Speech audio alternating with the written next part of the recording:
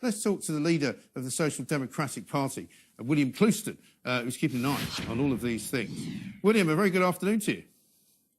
Morning, afternoon now, yes. Yeah, I know. Listen, I know you've been waiting a long time, but we are actually now in the afternoon. But listen, Tory Party conference in Manchester, which for me is a kind of irony in itself, having more or less decided to cut Manchester off from the HS2 link that's going to come from Birmingham.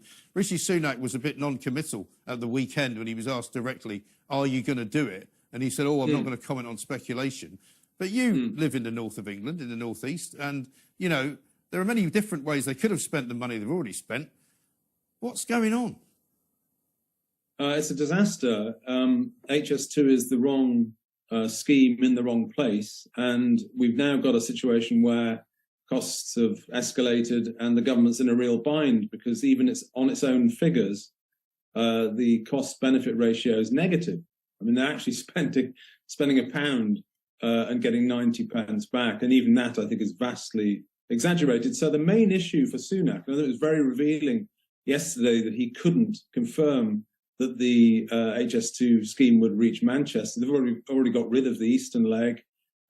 He couldn't confirm, I think probably because he didn't want to embarrass himself in Manchester as the Tory Party has its conference there. But it's a disaster, and frankly, it's pride really, and also the undue influence of large construction companies, which is preventing this scheme from being cut. It should be cut. It was the wrong scheme in the wrong place. Yeah, it was the wrong scheme at the wrong time. It wasn't necessary then when it was proposed, and it certainly isn't necessary now, because we know one thing about rail travel. It's become incredibly difficult thanks to the strikes, thanks to the ancient railways that we run the trains on, and thanks to the rather kind of ludicrously Byzantine kind of way that rail companies operate. You know, you've got Network Rail in charge of bits of it. You've got all these operating companies in charge of other bits of it. You've got rolling stock, which is great in some places and terrible in others. And people have basically stopped travelling on the trains unless it's at the weekend. So the idea that HS2 is going to be this high, expensive, really, really cool way to travel if you're a businessman at some point, a businesswoman in the future, is madness. I'd also, here's something else for you. I don't know if you saw this at the weekend. Something like 45 minutes or so out of the hour's travel to Birmingham is in a tunnel. So you can't even see anything. Well, it's in a tunnel. It's in a tunnel, Mike, because the pressure groups and the residents in that part, the south of England there, are very powerful. And that's also one of the reasons why this scheme is costing £250 million per mile. And comparable schemes in Europe are costing, a fraction of that, literally a fraction of that. Yeah. So it's a disaster. Even on the projected benefits, it was never really about the north, this scheme. It was sucking more investment into London, the southeast. And that's the chronic problem that we have in this country. Far better scheme would have been across the major cities in the north. Everyone knows that. And yet they're in a bind because, they'd have to admit that it was a catastrophic decision in the first place. There's also this awful thing about sunk cost, the idea that they've spent billions on it already, and if they cut it, then of course those billions are straight down the drain. But the main issue is that if we don't cut this scheme, you're committing to spend billions upon billions of capital expenditure, which could be spent elsewhere. And I've said before, Leeds is the biggest city in Europe without a tram. This is the home of trams. Trams were pretty much invented in Leeds, and yet it doesn't have a tram system. It's a nightmare. Now, a tram system in Leeds costs about £1.5 billion. That's about 6 months' worth of HS2 expenditure. It's a mass misallocation of resources, and it doesn't even go to London. It's going to Old Oak Common. So I think we need a government with a bit of courage and say, look, this was just a mistake. Stop. Well, they seem incapable, don't they, William, of actually making decisions with any regard to kind of fiscal responsibility. Because, we've got a headline on the front page of the Telegraph today where Ben Wallace apparently told Rishi Sunak to give another £2 billion to Ukraine. Well, I'll tell you what, how about you give £1.5 billion to Leeds and do what you suggest, build a tram line? That's right. I mean, we're governed by people that actually don't get that the role of the British state is to look after the British people.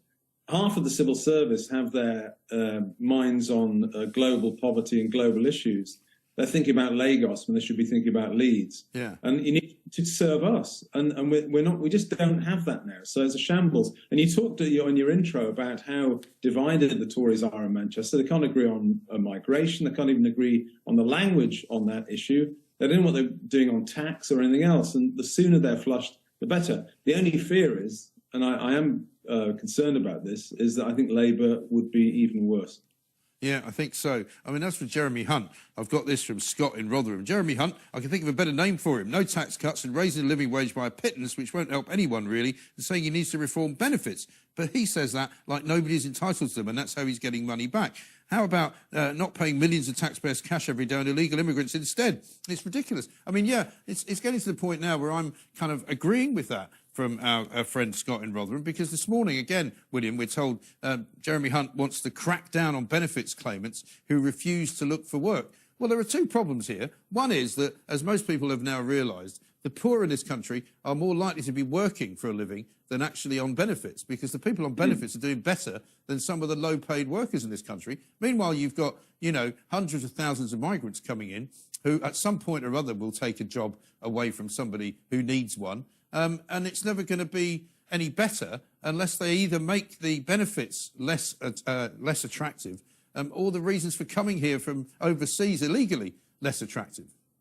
Well, that's true, but they didn't even try, Mike. I mean, the model they've had for 15, 20 years is open labour markets. So if the health service or another organisation wants some labour, they'll just ship it in ready. And there's no attempt to train British people, to focus on British people. We've got over 5.5 million people on out-of-work benefits, and that is only going to grow, and the bill for that is increasing. So it's a major, major problem. And yet the health service still doesn't focus on training our own nurses and doctors and medical staff. It's quite content to import people and not worry about it. So it's partly the model itself that is the problem, Mike. And the gap between, as you say, between households on benefits entirely and the people on low wages. I mean, actually, I am in favour of minimum wage going up, and if it goes up to £11, I think that's fine.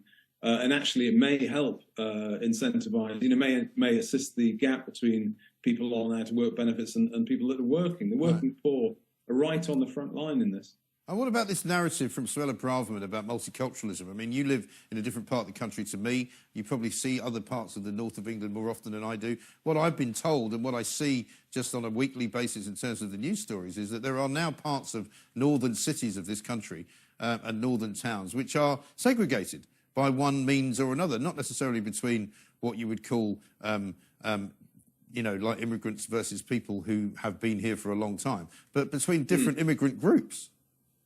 Oh, yeah, for sure. I mean, there's a tendency for people to self-segregate and to congregate within communities that, reflect their values and so on. So, yeah, I mean, if you go onto the ONS website and have a look at the census data, you can do it by street, actually.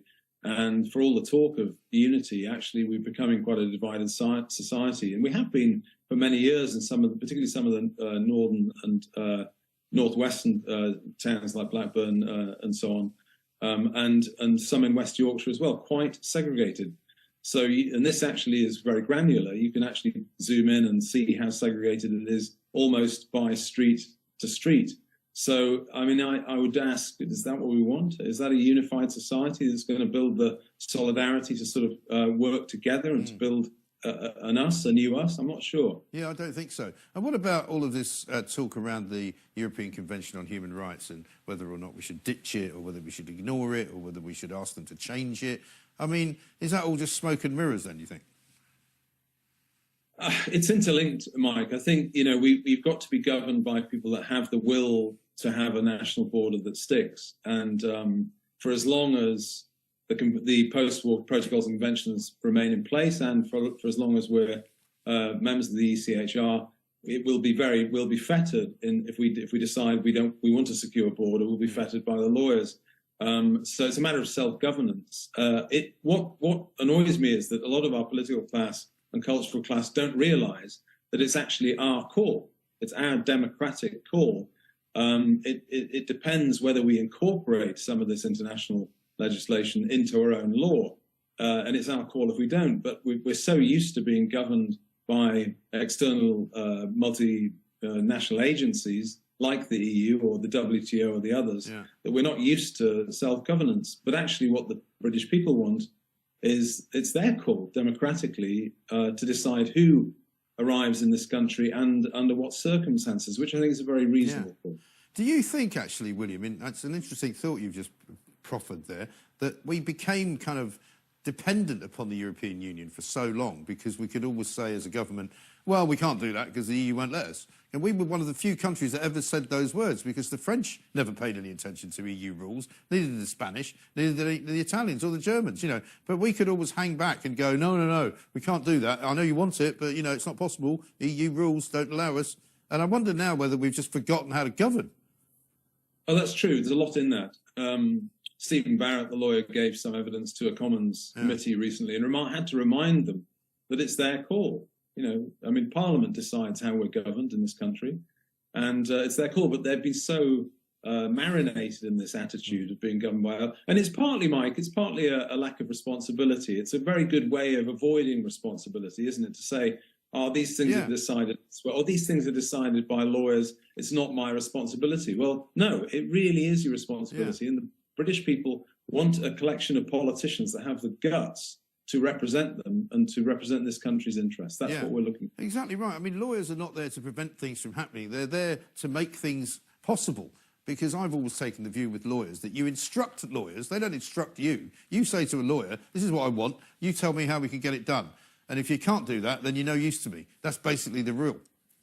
That's it. And Jonathan's assumption is quite right. The structure that we've got of international networks and international agreements does have an impact on democracy. And we have to decide, ultimately, these things are political, democratic questions, not questions that should be primarily decided by legal arbitration. They're literally democracy is at stake here. Who governs us? What happens here? And how can we govern ourselves in our own interests? That's what's at stake. And it's not a legal question primarily, it's a democratic one. Yeah, absolutely right. And I mean, as far as the Tory Party conference goes, as I say, they've got a bit of a nerve holding it in Manchester. What are you hearing from your kind of constituents in your neck of the woods about what they want in order to vote Tory, in order to sort of be won back, if you like? What do they want? Well, they're unlikely. I mean, there's a lot of disillusionment. There's a lot of people looking at the whole thing now and saying you've had 13 years of Tory rule. And under that time, you know, woke ideology and extreme progressivism has washed over the institutions. Taxes are very high. Productivity is low. A lot of people are allowed to work benefits and the economy is struggling and debt is rising. So a lot of people are saying, what have they achieved? Well, not very much. Yeah. I think the sad thing is that elections, until we change the electoral system, we're stuck with these two major parties that select candidates that are indistinguishable. And I suspect a lot of people will really hold their noses and vote the least worst option. I mean, the SDP, we're going to have over 100 candidates throughout the country, so hopefully about 20+% of the public will be able to vote for us and some alternatives. But a lot of 2019 Tories probably won't vote. Yeah, that's my feeling as well. I think they just won't bother going out there because they can't actually bring themselves to do it. William, good to talk to you as ever. Thank you very much indeed, and welcome to the new